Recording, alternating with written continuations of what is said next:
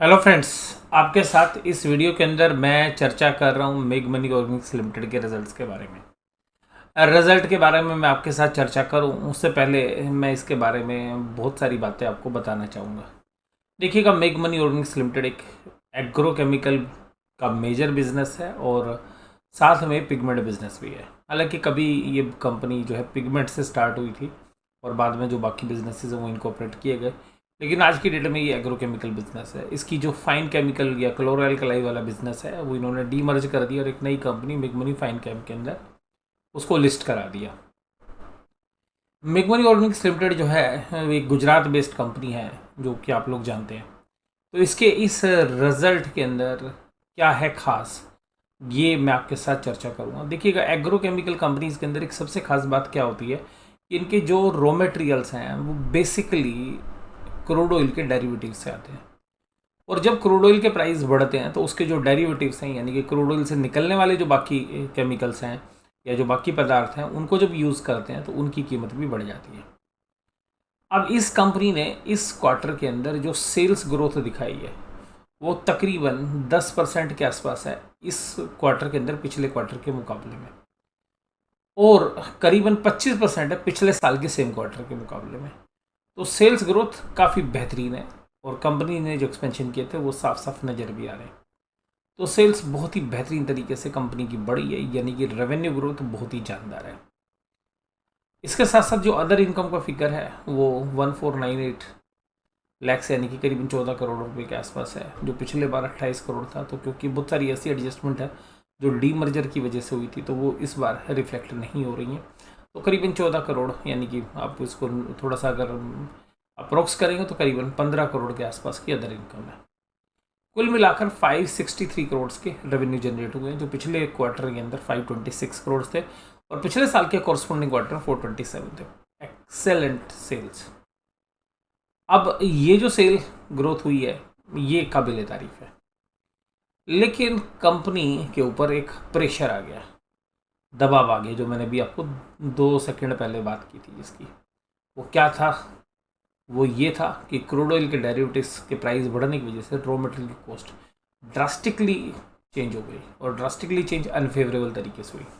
तो जहाँ पर पिछले क्वार्टर में 310 करोड़ के इन्होंने मटेरियल खरीदे थे, वो मटेरियल की कंजम्पशन, वो रॉ मटेरियल कंज्यूम्ड 381 करोड़ पर चला गया। यानी कि जो कंजम्पशन है रॉ मटेरियल की वो 381 करोड़ पर जाकर अटक गई। इसका मतलब है कि जो कंजम्पशन है वो बहुत ही तेज़ी से बढ़ी, यानी कि रॉ मटेरियल के प्राइस बहुत तेज़ी से बढ़े, और उसने इसके प्रॉफिट के ऊपर एक जो मार्जिनस हैं, प्रॉफिट मार्जिनस हैं, ऑपरेटिंग प्रॉफिट मार्जिनस हैं और नेट प्रॉफिट मार्जिनस है, यानी कि एक तरीके से कामकाजी मुनाफा, उसकी प्रतिशत दर, और दूसरा जो है नेट प्रॉफिट, दोनों के ऊपर सिग्निफिकेंटली इम्पैक्ट डाला है। स्टॉक इन ट्रेड जो परचेज करके ट्रेड करते हैं वो बहुत ही मामूली सा है, 334 करोड़, सॉरी 3 करोड़ से है, तो वो कोई ज़्यादा नहीं है उसके अंदर जो मटेरियल इन्होंने खरीदा है।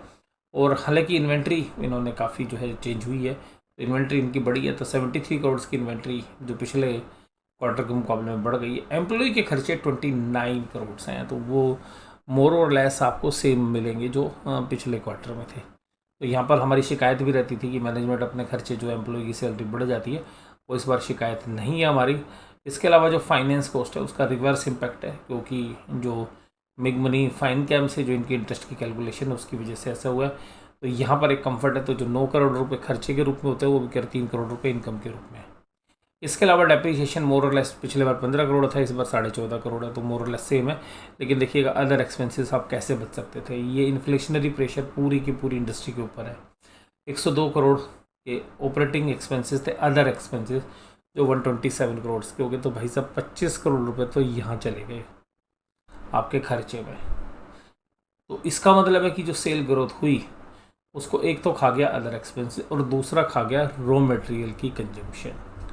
तो रॉ मटेरियल की कंजम्पशन खाने के बाद, इतनी सेल्स बढ़ने के बावजूद भी जो प्रॉफिट्स है वो माय डियर 88 करोड़ हैं बिफोर टैक्स, जो पिछले क्वार्टर में 191 करोड़ थे और पिछले साल भी इससे तकरीबन 25% कम सेल होने के बावजूद भी 88 करोड़ थे। तो ये जो प्रॉफिट्स है ये हमारी उम्मीद के मुकाबले में थोड़े से कम आए हैं। और रीज़न मुझे हालांकि लग रहा था, मैंने आपको बोला भी था संडे में कि देखिएगा 102 103 के आसपास जो है शेयर प्राइस में एक अच्छा बाइंग प्राइस आ सकता है। वहाँ से उसने बाउंस भी किया, लेकिन मैंने साथ में दूसरी बातें बोली थी कि मैं रिजल्ट देख के ख़रीदना चाहूँगा। तो मैं अभी भी जो है, जब तक क्रूड ऑयल के प्राइस ऊपर बने हुए हैं तब तक मैं इस तरीके की कंपनीज़ में अभी एक्सपोज़र जो है नहीं बढ़ा रहा हूँ, या मैं अभी वेट एंड वॉच की स्थिति में हूँ। ये मेरी पर्सनल इन्फॉर्मेशन है जो मैं आपके साथ शेयर कर रहा हूँ। तो मैं अभी कोई जल्दबाजी में नहीं हूँ, क्योंकि क्रूड ऑयल के प्राइस के जो इम्पैक्ट हैं वो पेंट कंपनीज़ पे, एग्रो केमिकल्स पे, बेसिक केमिकल्स पे और ओवरऑल इकोनॉमी पे इम्पैक्ट डालती हैं। तो हो सकता है कि शेयर बाज़ार में प्राइस आपको देर सवेर मिले, बट इम्पैक्ट जो है वो नेगेटिव है। तो ब्रेंट क्रूड के ऊपर या नाइमैक्स क्रूड के ऊपर आप अपनी नज़र बना के रखिएगा। अब उसी की बदौलत जो net profit for the year है वो पिछले साल के 65 करोड़ थे, अभी भी 65 करोड़ ही है, और इससे पिछले क्वार्टर में 68 करोड़ थे। इसका मतलब है इतनी अच्छी सेल होने के बावजूद दो चीज़ों ने पूरा मामला बिगाड़ दिया। क्या? पहला, रॉ मटेरियल के खर्चे बढ़ गए, मार्जिन, ऑपरेटिंग मार्जिन तबाह कर दिया। दूसरा, अदर एक्सपेंसेस 20 करोड़ रुपए का जंप। इसका मतलब अदर एक्सपेंस 20 करोड़ रुपए का जंप, प्रॉफिट यहाँ से भी वाइप आउट हो गया।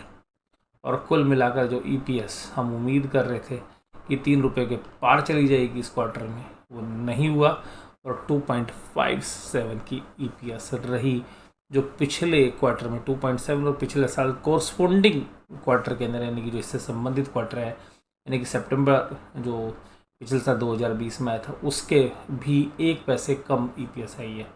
तो कुल मिलाकर EPS ने थोड़ा सा निराश तो किया है, लेकिन कंपनी ने सेल्स ग्रोथ की है। वो हमें पता भी था कि एक्सपेंशंस हैं, उसकी वजह से सेल्स तो आएगी, लेकिन जो सेल्स के अंदर मार्जिन्स वाली फिगर है वो जो है हमें परेशान कर रही है।